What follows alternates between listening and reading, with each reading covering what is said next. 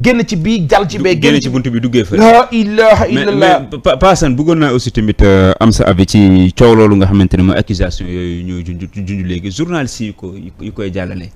gis nañ ne Cheikh Yérim Seck bokk na ci Madiambal Diagne bu weesoo député bi ak période bi ñu def tuuma yu ni mel. Alors j'ai du respect humainement à l'endroit de kilifa yooyu nga tudd Madiambal Diagne ak Cheikh Yérim Seck.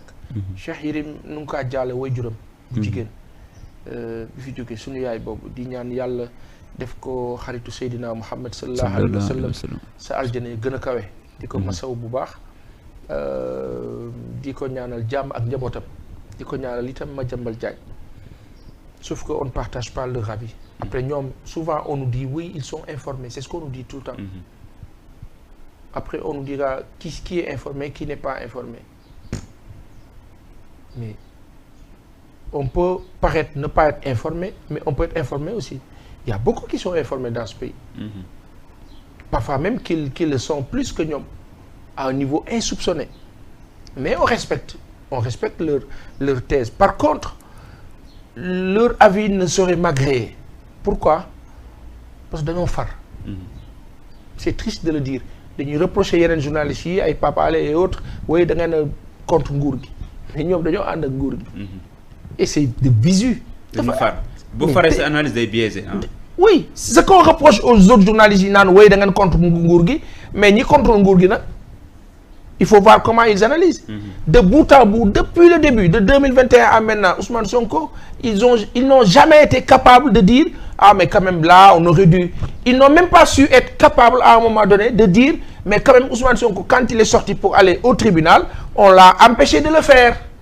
Quand il fallait le laisser passer par Stèle Mermoz génn jël université dem yoonam non on a voulu mu jaar ci corniche bi. Alors qu'il avait le droit de jaar fële. Où est le problème? Il veut passer par là-bas. Quel est le problème? Laissez-le partir au tribunal. C'est-à-dire ne serait-ce que ça ak leneen ak leneen ak leneen mais au-delà j'aurais aimé que leur avis soit ou fut à un moment donné sur les cas Khalifa Ababacar Sall et Karim Meïssa Wade ñu sentir ne ah quand même voilà mais de bout en bout ils ont toujours été avec l'État ce régime-là et nit ñi lan la ñuy wax ci mbedd mi ne bon Yérim de ak Madiambal moom état bi leen di wax loolu jekkul sax ci ñoom je pense. baaxul. non dafa jekkul sax ci dafa lu muy def ci. parce que tey jii nii ku taxaw ne Cheikh Yérim amul xam-xam da ngay wax lu neex. ku taxaw ne Madiambal Diagne ancien greffier devenu patron de presse amul xam-xam da ngay wax lu neex ñooñu xam-xam kese lañu. mais xam-xam rek doyul. xam-xam day ànd ak objectivité ak sincérité d'engagement par rapport à l'intérêt général loolu moo la dëgg. loo bëgg wax foofu. maanaam xam-xam rek doyul. Sénégal ñi ko yore 1960 ba tey dañoo am xam-xam. oui mais est-ce que am nañu volonté est-ce que am nañu patriotisme est-ce que passionné nañu est-ce que ils ont su jël seen intérêt personnel teg ko de côté jiital intérêt général est-ce que ce sont des questions. Moi aujourd'hui je trouve indécent ci contexte bi de dire oui Qatar dañ ko jox xaalis parce que lan Canard enchaîné moo ko bind. Mais Canard enchaîné c'est quoi? C'est un journal satirique bu juddu en 1915 en France qui fonctionne suivant quel intérêt? Suivant des intérêts. waaye léegi ñoom lu ñu bind rek dëgg la lu ñu wax rek loolu la on ne vérifie pas. Aujourd'hui le Sénégal a plus intérêt à ànd ak Qatar que bañ a ànd ak Qatar. Pourtant Sénégal boobu ñuy reprocher loolu soi-disant via un candidat potentiel ka koy reprocher ba koy bind ci journalam mu ngi tudd France. France mu ngi jël château bi yëpp jaay ko Qatar ba mu bëggee tafu ci Qatar dafa dem jël PSG def ko porte d'entrée. daan ne ko waa vous pouvez prendre Paris Saint-Germain comme bëgg nañu sport léegi ñoom itam ñu jël Paris jënd ko Paris ngi nii mënul leen apporter dara ñu perte fa xaalis bu dul jeex tous ñebe Paris defu ko nga jël Messi ak Neymar dajale leen ci équipe. Di Maria ak ñëpp mënoo fexe ba jël coupe nga ne parce que simplement du objectif bi du woon Paris Saint-Germain c'était plutôt jege Qatar am ci business bi récupérer gagner xaalis waaye ñoom ni ñu mënee takkaloo Qatar bay gagner tey mën nañu empêcher Sénégal takkaloo Qatar ak keneen ak keneen c'est de la fumisterie que ces gens-là font de canard enchaîné benn bi ci des France mënul objectif à l'endroit de Ousmane Sonko ak ku ànd ak moom. Pourquoi quand Ousmane déclare il est temps que la France nous foute la paix. mais loolu moo ko jural li xew nii. wax ko ci seen langue ñu dégg. moo jur lii yëpp. ku àndut ak ñoom français ku àndut ak ñoom fiché nañ la boo xefee sax visa boo ko bëggoon boo demee ambassade ñu lànk. après nag bu dee ñu mel ni ñun xullil dañ naan ñun soxlawuñu ko sunu ay njaboot ak ñëpp nga fa soxlawuñu ko bu nu bëggee dugg foofu xam nañ fu ñuy jaar ba dugg fa bëgguñu dee leen yéen a xam une façon de dire que il est temps que africains yi jël seen destin en main. il est temps que nit ku ñuul bàyyi di wor moroomu nit ku ñuulam pour l'intérêt du blanc sunu ay maam noonu la ñu dundee jamonoy esclavage jaam bi ñu def ay nit yu ñuul ñoo jël ay nit yu ñuul di leen jaay ba ñu doon jaam tubaab jàpp ñi boole leen jàpp nag ñoom ñëpp téye ñu ñëw néo colonisation tubaab defaat leen noonu jël ñu dem jàngal sunu papa ak sunu maam yi jàngal leen jàngal bu faux gëmloo leen Thalès Pythagore Socrate Platon alors que ñooñu ay sàcc lañu ay usurpateurs d'information et de savoir dañ daan jóge Grèce antique dem Égypte buñ ancienne bu ñu demee lu ñoo def taxaw déglu bu ñu demee fekk fa ay pénc sunu péncëb maam yii buñ ko fa fekkee lu ñoo def toog déglu ñoo ñuy wax ñuy noter via les hiéroglyphes dem yóbbu Grèce daal na ñëw leen woote agora tricher woote gàddu commencé nettali ñu naan Socrate boroom xam-xam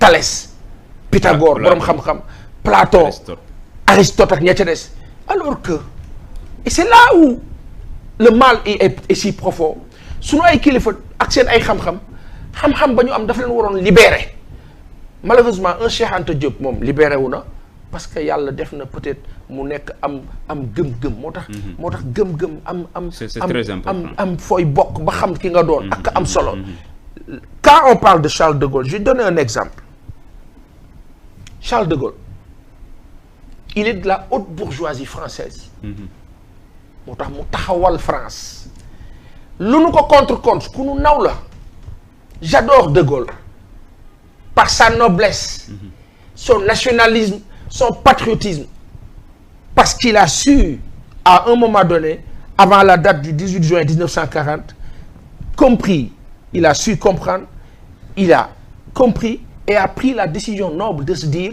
je vais pas laisser la France céder pourquoi parce que quand le maréchal Pétain di bàyyi jox boppam allemand yi non lui de Gaulle il est parti à Londres il fait sa déclaration le 18 juin 1940 pour dire hey la France relève-toi et la stratégie c'était quoi woo africains yi woo américains yi woo ñëpp ut ndimbal ba mu amee ndimbal ba pare lu mu def waraat africains yi sa lâcheté waraat africains yi ñu faagaagal leen ñii ñu rey leen ca Strasbourg bañ ñu nekk au devant de la scène pour ñu ne ñii ñoo libéré France pour fausser l'histoire comme ñu ñoom Aristote ñu se doon fene ñu fenaat ñu encore bu ko defee suba seen ay doom bu ñuy bindaat histoire dañ naan tubaab yi ñoo xeex dañ naan sunu maam yi ñoo génne seen ay fusils dàqi allemand yi ce qui est faux ñi leen doon jàppale sax bañ nañ ko ba tirailleur lañ leen doon wax tirailleur ce qui est faux et après qu'est-ce qui s'est passé américains yi fa desoon dimbali France ak les Russes ba ñu ok lan la tubaab yi def De Gaulle ñëwaat dëkkam toog bañ ko dimbalee ba pare mu ne américains yi merci à vous maintenant vous pouvez quitter nous allons gérer américains yi génn dem ñoom africains yi ne leen génn leen dem français ne du ñu génn dem waaye ñii duñu leen kutaaba yow parce que fulla mooy réew mënoo ko yore ci ñàkk fayda ak ñàkk fulla quand nos autorités sont toujours là à des suiveurs à suivre da ngay toog boroom xam-xam naan la woy canard enchaîné ku ko xam ngeen baal ma mais fakk canard enchaîné ba léegi ñoom yooyu lañu gëm baal ma ko may ma ko fakk canard enchaîné parce que xam nga lu tax il faut qu'on refuse et il faut qu'on dise à ces gens il faut qu'on leur dise nous sommes des Sénégalais nous sommes plus dignes que vous aussi dignes que vous pouvez le penser nous sommes humainement civilisés nous pouvons nous prendre en charge mais si on doit dépendre de toujours si bu fekkee dañu war a toujours toog tubaab bi di ñu diligenté di ñu orienté canard enchaîné bind na non li canard enchaîné bind moo am bu sénégalais bi bindee du compter bu sénégalais bi weddee du compter ils ont les preuves ils n'ont qu'à sortir les preuves ba léegi ñu ngi ci Jeune Afrique moo bind Le Monde moo bind. Non. Canal enchaîné bind na. Non. mu mel ni dafa am ba léegi benn complexe boo xamante ne te pourtant suñu intellectuel ñoom ñoo koy développé. bi BBC bindee sur le pétrole. lu ñu doon wax qu'est-ce qu'il disait. pourtant dañoo lànkoon. oui. naan gars yi ñooy organisé wu. pour loolu yàq deru Sénégal loolu lañ doon wax bii yàqul deru Sénégal état bi mel ni ku ci ànd. et qu'est-ce qui s'est passé de 2012 à maintenant. heure bu ñu bëggee teg dara nit ci Sénégal on passe par les médias par des médias même pas les médias certains médias yoo xam ne 2012 ba tey on sait que ils sont au pouvoir même s'ils le disent pas même s'ils le refusent xam nga et c'est dommage c'est regrettable ñu toll ci niveau bi. Ousmane Sonko jamono bii defe naa mooy nit bi ñu gën a sonal ci Sénégal. mais yàlla ñu yàlla may fekkee tal il a réduit le système à néant.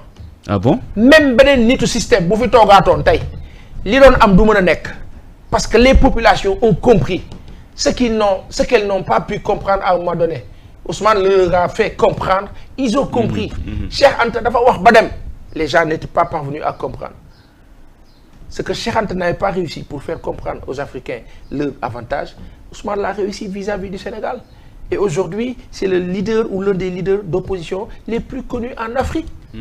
yu africains yi gën a adulé alors en se disant que nañ ko teg de côté parce que les enjeux géostratégiques et d'intérêt soi-disant d'autres qui ne disent pas leur nom font que non ku nar a taxawal Sénégal défendre nos intérêts et nos ressources non doo fi toog c'est ça en fin de compte boo ko waxee ñu ne la noonu mais c'est la réalité quand tey jii nii président Macky Sall bi ko président Abdoulaye Wade bi ñu koy waaj a jàpp en 2010 2011 président Macky Sall 2009 2010 2011 lu ñu ko doon jiiñ du blanchiment.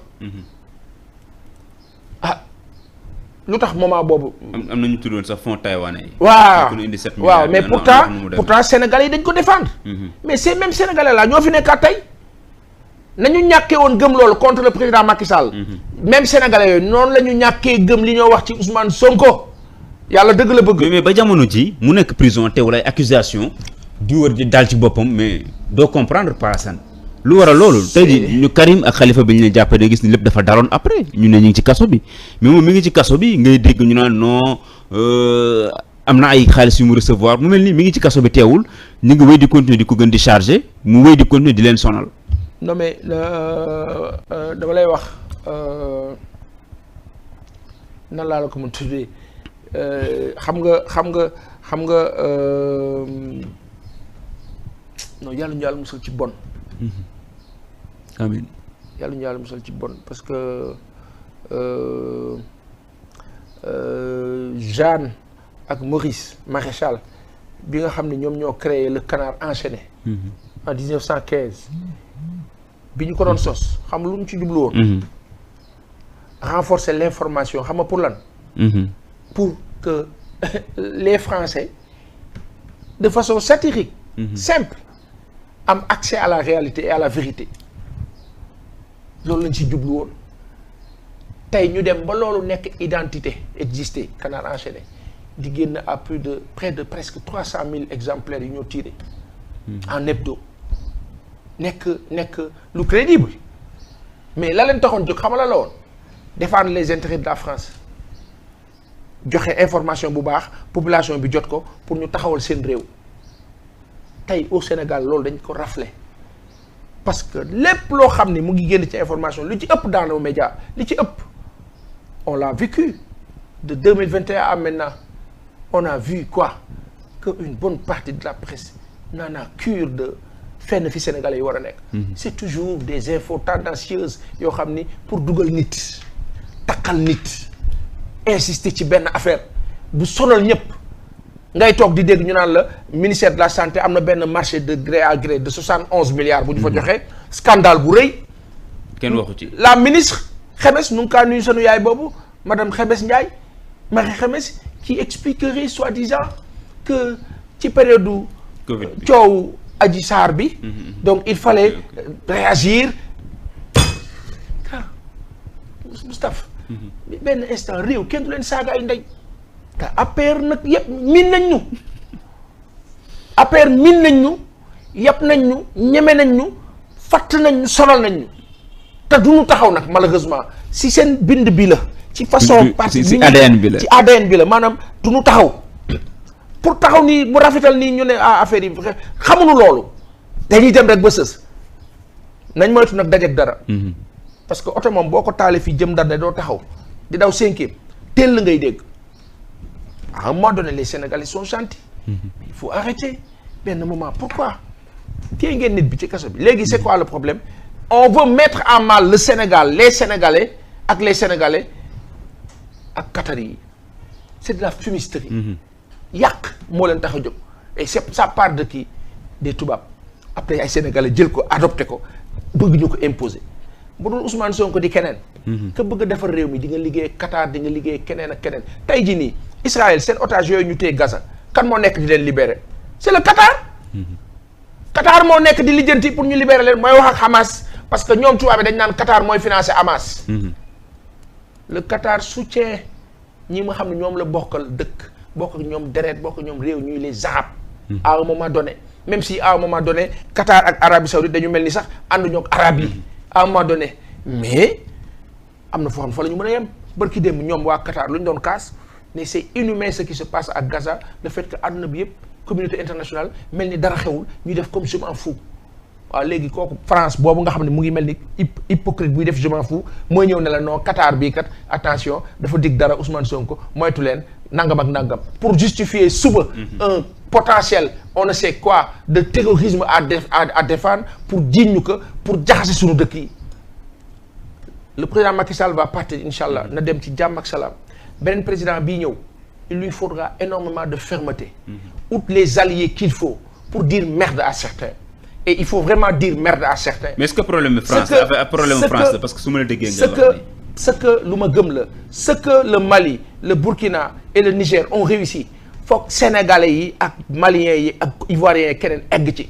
loolu la France di bañ il faut pas le giron Côte d'Ivoire ak Sénégal ñu ñàkk ko waaw ñoom ni ñu mën a taxawee ñoom seen dañoo am papa ak am yaay am lu ñu gënee ba war a mën a taxaw ne non il faut pas ñu ñàkk ko ñun nag ñun bëgguñ suñu bopp ñun du ñu bëgg suñu bopp il faut trouver les alliés qu'il faut Faustin Touadéra fële ca Centrafrique qu'est-ce qui s'est passé bi gars yi jaxasee Centrafrique ca jamonoy Jean Bédel Bokassa ba tey ñuy jël jamaawu Centrafrique français yi di ko jël nan nga mënee comprendre France dëkk boo xam ne amul or naan denc na 2000 milliards d'or de tonnes d'or ci mais nañ waxante dëgg ñu naan la non seen compagnie Total mooy 5e du monde parce que dañoo am pétrole fu ñu kaa jëlee aujourd'hui ils se sont rendu compte que la donne change ñu ne dee du changer léegi képp Moustapha mi yow mi boo jógoon am noo doxe ñu ne attention il est dangereux dafay takk nangam ak nangam Sénégalais yi nañu yeewu taxawal suñu réew mi sawaay ndox dafa bëri suñu dëkk bi tubaab yi seen dëkk yi dañu am crise dañuy am jafe-jafe ndox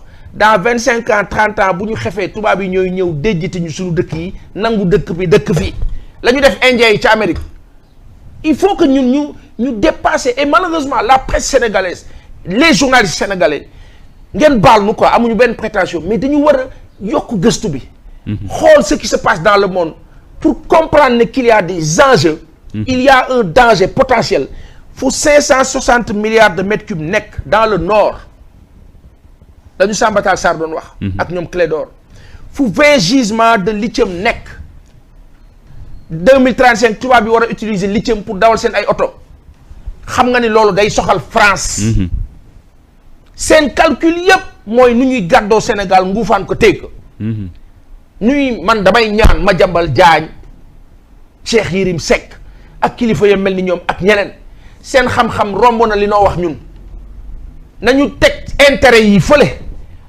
xool dëgg te yàlla tax te xam ni bàmmeel am na bàmmeel am na ne surtout ça sëñ bi barke alxuraan bàmmeel am na ka mu neexu ka gëm ka gëmul bis bu la kilifa yi tiimee ñetti fanu bàmmeel daa xam ni lépp dëgg la daa xam ni France jaru ko daa xam ni kër ga rafet jaru ko jeeg ba jekk jaru ko à un moment donné il faut rester nit humain se dire que il y a l'intérêt général xaaral ma dox si mais non obsession obsédé par Ousmane Sonko à insister sur des choses te yow ñi ngi kaa waxal di sénégalais yi gëmunu la mais loolu moo gën a graaw ci affaire parce que ñi ngi koy wax mais Kosi Dajal boo ko waxee dana la naan dégg gis naa démb tontu bi nga xam ne El Malick moom la leen tontu bu ne da ngeen ne violeur la bu ne da ngeen ne sàcckat la bu ngeen ne da ngeen ne terroriste la bu ngeen ne da ngeen nu ñu koy waxatee leneen ak leneen la ñun bëgg nañ ko ba noppi mu mel ni kon réaction la boo xamante ne même bu weesoo ñi nga xamante ne ñoo jege Ousmane Sonko bëri na ci askan wi ñoo xamante noonu lañ leen di tontoo parce que dañaa c'est pas la première fois qu'ils fassent l'objet d'accusations yoo xamante ne amuñu ba léegi lu leer luñ teg suñu loxo. hélas mais xanaa nit sax boo ko tamee dëmm ngeen baal ma di nga wane ni démb kat jàpp na sama put. wala gisoon naa ko ci guddi gi sax. waaw gént naa ko sax. nous on a dañu doon déglu suñu papa yi nos parents ont été des syndicalistes ñu leen doon déglu. di force yi ñoom sax comment les gens fonctionnent pour détruire les uns et les autres c'est une destruction programmée c'est une destruction programmée qui part de l'ego et aussi de l'influence négative. mais lu waral loolu bëgg détruire une personne lan pour yow lan moo war a nekk ci. non est-ce que parfois dañu ragal nit ki ou bien est-ce que c'est parce que am na privilèges yu privilèges non parce que le système c'est un combat entre le système et l'antisystème. Oui. Le système ne veut pas changer, ne veut pas évoluer, veut rester sur les deals, veut rester sur la corruption, veut rester sur le gain facile, veut pas bouger, ce sont des privilèges, il faut pas y toucher. tey jii nii le gouverneur wala le préfet wala l'administrateur quelconque wala l'ENAC qui sort de l'école nationale d'administration ñëw am ay privilèges. Un cadre d'entreprise wala un candidat comme Ousmane Sonko qui vient dire et annoncer à tue-tête comme ça que beaucoup de choses vont changer. Les privilèges non justifiés, il faut qu'on les revoie. Il va falloir que le service de la douane sénégalaise qui gagne énormément d'argent, qui fait rentrer énormément d'argent, mais à quoi ça nous a servi? À quoi ça sert cet argent qui rentre? Par contre, les privilèges des uns et des autres au niveau de la douane, au niveau de la sécurité publique, au niveau de l'administration sénégalaise, au niveau du service même des impôts et domaines et autres, au niveau. C'est un système. Les religieux qui profitent de ce système, c'est un système. Ils font partie, et ainsi de suite. Mais il y a un monde fou qui est là. Ousmane Sonko n'a pas affaire à Macky Sall. Il a affaire à un monde fou. Comme ça. te ñi làqatu ñoo ëpp ñi feeñ. ñi mu jàkkaar. la ilaha illallah Seydina Muhammad sallallahu alayhi wa sallam c'est dur pour lui ñi làqatu ñoo ëpp ñi feeñ te ñooñu làqatu dañu nekk ñoo xam ni dañu am ay privilèges yoo xam ni ñoom pour ñoom warut a jeex. bëgguñu ko laal. yow privilège boo xam ne da ngay dem bàyyi ko fi. bu dee riibaa la dana la topp sa bàmmeel ba yàlla nañu yàlla may fekk tal sa waay yàlla nañu yàlla may ñu dund ba sëtaat tal ko. ñun de dañuy ñaan yàlla fu ñu toll fekk bis bi Sénégal di neex incha allah parce que les Sénégalais méritent cela malheureusement jiw boroom xam-xam la te jubut. lu moo jëriñ. mais boroom xam-xam bu saay-saay moom musiba la. musiba maa ba kumba la parce que day gën a bon. Je préfère l'ignorant qui ignore qu'il est ignorant mais qui a un bon cœur. Que le sachant à la fois sachant et savant méprisant mauvais lâche. mesquin et traître. loolu musiba lay doon parce que borom xam-xam moom li ñu naan boo amee xam-xam mun nga ubbi buntu yëpp yow lay neex na nga tijji def fa lu baax wala nga tijji sàcc. wala nga tijji. teg fa lu baax wala nga tijji teg bomb wala nga tijji teg añ. ça dépend leneen lépp ci nit ki lay dépendre rek moo tax ñu ne xam-xam moom bu àndul ak honnêteté ak intégrité moom. Bernard Madoff. qui a causé la crise immobilière de 2008. C'était un grand financier. mais sàcc la. ak ñeneen des chefs d'État africains plein de chefs d'État africains. ont été des fous. des voleurs des lâches des traîtres ont trahi leur peuple. Idi Amin Dada qui a tué 300 000 Ougandais. 300 000 Ougandais. mujj gi mu dem dee ji fële ca Arabie Saoudite dee fa dee goo xam ni nekk na dans le coma mu mel ni ku ñëw isaab sunu borom rek a xam yàlla natt ko dundul deewul. sonn lool ak ñeneen Mobutu Sese Seko fan la ñàkkee bakkanam Maroc. jaare boo xam ne du taxaw. muy souffrir yàlla téeka fa Jean Bedel Bokassa dem ba nekk dof. ngeen baal ñu ak yeneen suñu autorités yi dafa mel ni ñu jàng te ñun li ñoo wax ni ñoom kilifa yii ku fi faloo dañ daan toog di ko wax ñoom.